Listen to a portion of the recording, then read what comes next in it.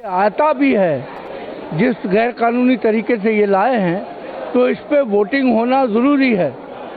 ये तो चूँकि अपने आप को भ्रष्टाचार का सबसे बड़ा मसीहा मानते हैं, हम तमाम लोग इस हाउस में संविधान की कसम खा के मेंबर बनकर यहाँ आते हैं। उस संविधान की अगर इस तरीके से अवमानना होगी, जिस तरीके से उसकी अनदेखी की जाएगी, तो ये हमारा फर्ज बनता है कि संविधान की धाराओं की रक्षा करें। और जहाँ तक लोकपाल का ताल्लुक है, कांग्रेस हमेशा लड़ती रही है भ्रष्टाचार के खिलाफ, और हमने कहा था कि ये बिल चाहे कितनी भी सख्त उसमें हो, हम इसको पास कराएंगे। लेकिन जिस असंवैधानिक तरीके से हाउस चल रहा है, आप उसको देख रहे हैं। और पूरे टेबल माना जाएगा ये बिल? नहीं, ये टेबल नहीं माना जाएगा।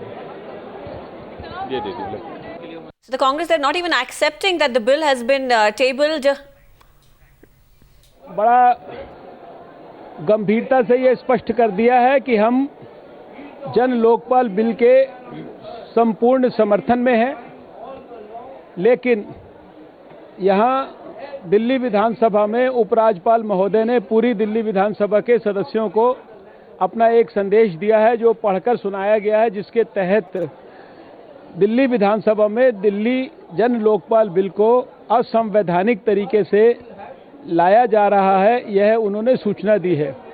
और मैं ये समझता हूं कि अगर उपराज्यपाल महोदय ने ये कहा है कि बिल को जिस प्रकार की संवैधानिक व्यवस्थाओं को पूरा करने के बाद लाया जाना चाहिए था, वो अगर पूरा नहीं किया गया है, तो अब दिल्ली विधानसभा में इस बिल को लाया जाना ही असंवैधानिक है।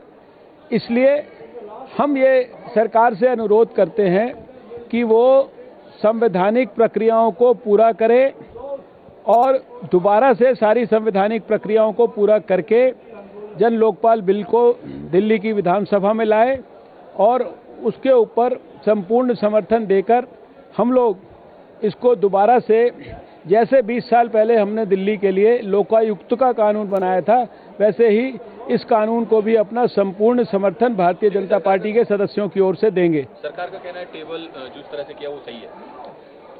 अब आप समझदार लोग हैं, पढ़े लिखे लोग हैं, देश के लोग जानते हैं कि अगर संवैधानिक हेड दिल्ली के उपराज्यपाल हैं और उपराज्यपाल एक लिखित में चिट्ठी लिखकर और सारे विधानसभा सदस्यों को संदेश देकर ये कह रहे हैं कि इस बिल को दिल्ली विधानसभा में इस समय इस तरीके से लाना असंवैधानिक है, तो मुझे लगता है कि संविधान की मर्यादाओं को पालन करना, उनका सम्मान करना, ये सरकार की भी जिम्मेदारी है, विपक्ष की भी जिम्मेदारी है।